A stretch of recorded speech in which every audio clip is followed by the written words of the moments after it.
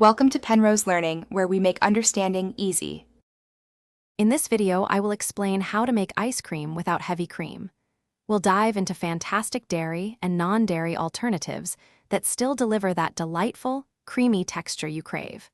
You'll learn simple substitutions and techniques to create delicious frozen treats right in your own kitchen, proving you don't always need traditional cream for amazing results. Get ready to churn up some magic. For dairy options, whole milk is a great starting point, offering a decent fat content for smoothness. Half and half provides an even richer base, closer to traditional cream. To boost that creamy mouthfeel, consider whisking in 1 to 2 tablespoons of cornstarch or incorporating a few egg yolks into your heated base. These simple additions help create a wonderfully thick and luxurious texture. If you're going dairy-free, full-fat coconut milk is a fantastic choice, providing a rich, creamy texture.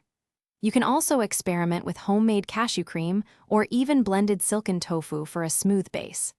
Don't forget to elevate your flavors.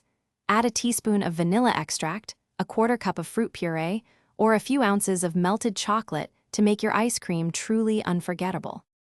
To achieve that perfect scoopable texture, always ensure your ice cream base is thoroughly chilled for at least 4 hours or even overnight.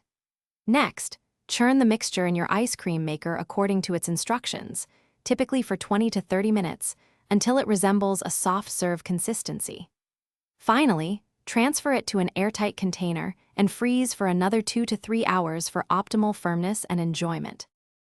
Thanks for watching. If this was helpful, leave a like and consider subscribing. See you next time.